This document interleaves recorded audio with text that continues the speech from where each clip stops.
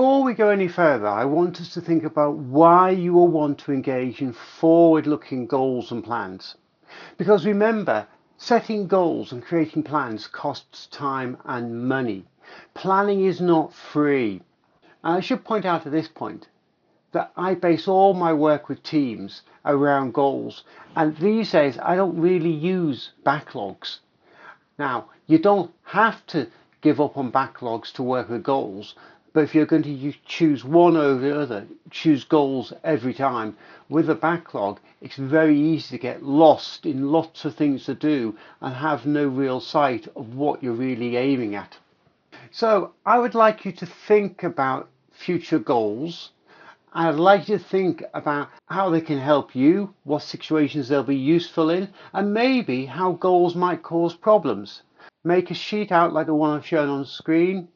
Benefits, disadvantages, general points they're going to cut across, maybe why quarterly 13-week objectives might be useful, and why having bigger objectives at a year or longer level is going to be useful. Go and do that and resume the video when you're ready.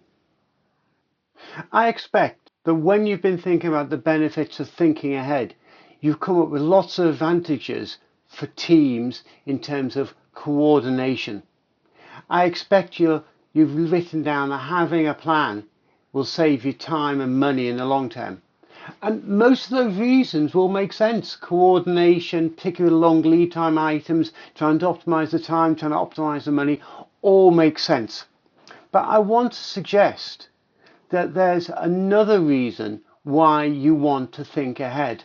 I want to suggest that when you are thinking ahead, you will create a better product.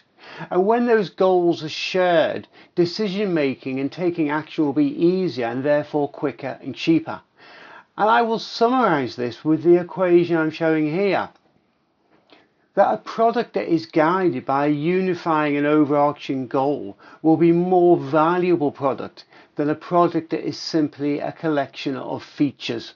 A product that is built to meet a common unified goal will be worth more than a product which is just a set of features that seem to go together and seem to solve this problem.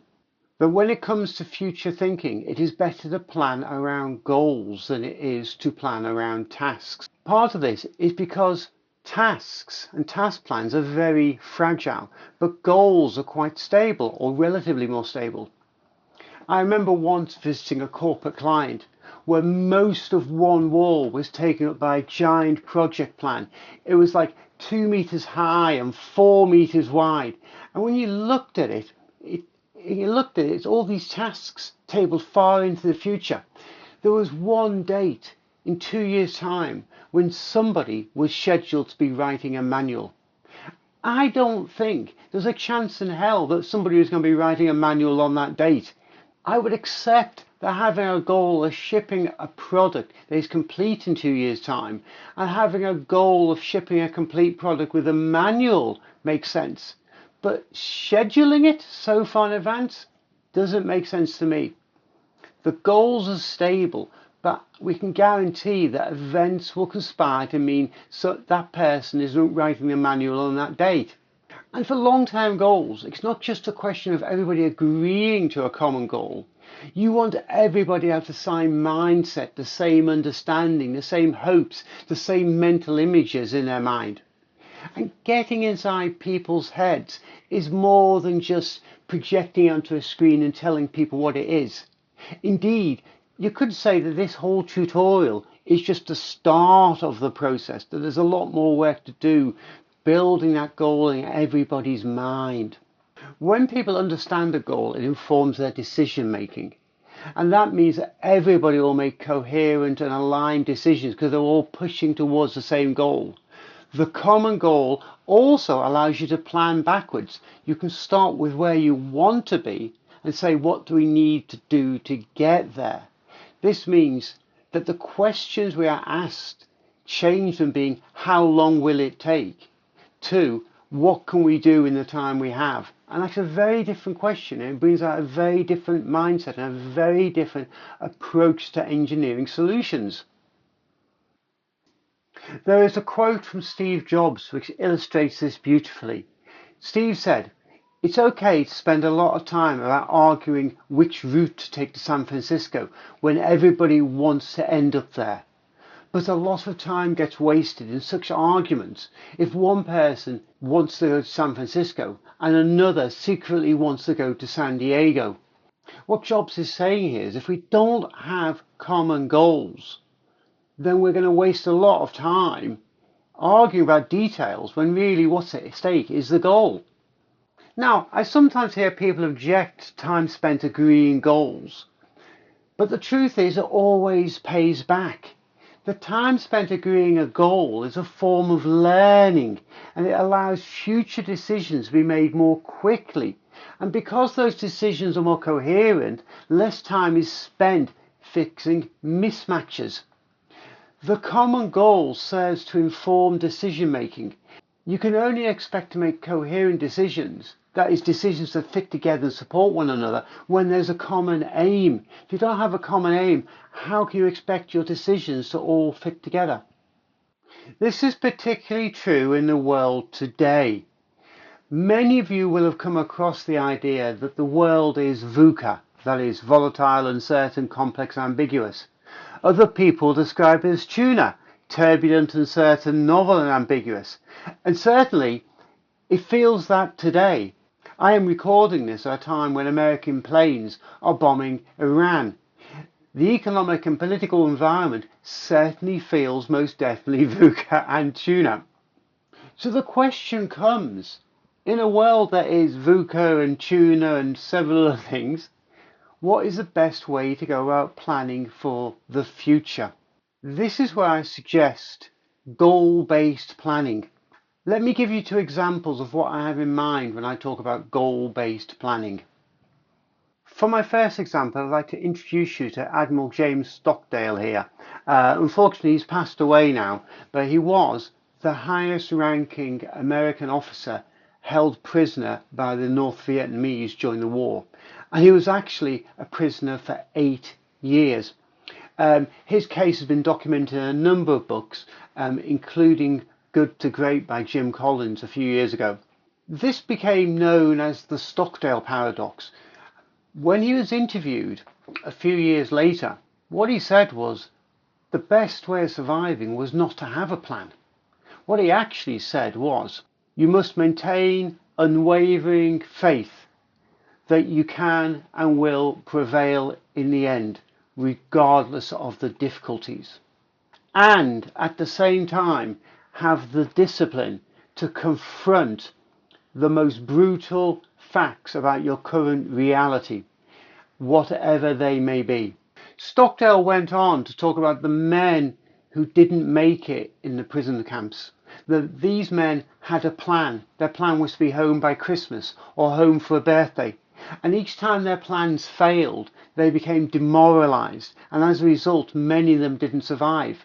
The world the prisoners were in, they didn't control. The camp guards could destroy any plan at any time. And destruction of a plan would be demoralizing. Stockdale, he had a goal. And his goal was to go home alive. And he stuck to that goal through thick and thin. And for Stockdale, that goal guided all of his actions. Whenever he was confronted with a situation, he could revisit his goal. He didn't have a plan of things to do, but he had a goal. And his decisions were made to support the goal as and when he needed to make decisions.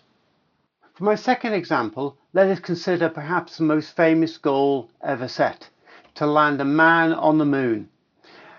I want you to remember now that at the time John Kennedy set this goal, NASA did not know how to do it.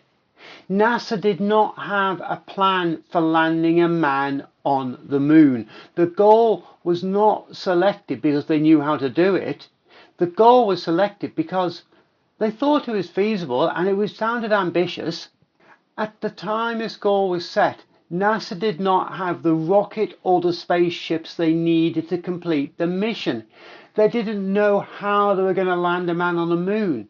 They didn't even decide the model of lunar orbit rendezvous until a year after Kennedy spoke. Kennedy's goal was not a goal set from planning. It was a goal that came before the planning. And the planning was part of achieving the goal. To achieve the goal, they needed to plan and they needed to execute. The work of planning is part of achieving the goal. So, to return to my question, how do you plan in the face of uncertainty? You plan around goals and objectives. There are outcomes you wish to bring about, and you take a just-in-time approach to planning actions and tasks. You shouldn't be scared of postponing that kind of action planning. You're going to return again and again to the goal and say, what do I do next? And you will plan just a little bit each time, just in time. So to recap, for the long term, that is next year and the future, on this time frame, things are very unpredictable. You plan around goals. Your product people will need to collaborate with the senior leaders in the company. You'll also keep the build team very close. For the near future, the next few months, the next quarter, you're going to plan with objectives. I'll explain the slight difference in goals and objectives in a minute. At this horizon, the product managers will be in the lead with close team involvement. This layer is the glue between the long term and the here and now where we're actually doing things. Of course, I will recommend my own book, Succeeding with OKRs in Agile, for this layer. Sometime in the future, I may well record some tutorials on OKRs. For the immediate layer, for the action planning, for this week and next week, then we're into classic Scrum sprint style planning. Although again, I will recommend my own Zampan approach. At this level, it's very action-based planning and the team are much more involved. The team operates as a four here as they are working out what needs to be done. For the long term, we need to make sure the goals are agreed both formally and informally in people's minds. There needs to be a common understanding of what the words actually mean, not just what the goal is, but what the words there mean. This is necessary to ensure coherent decision making. And remember, a product built with a common goal will be more valuable than a product built without that common goal.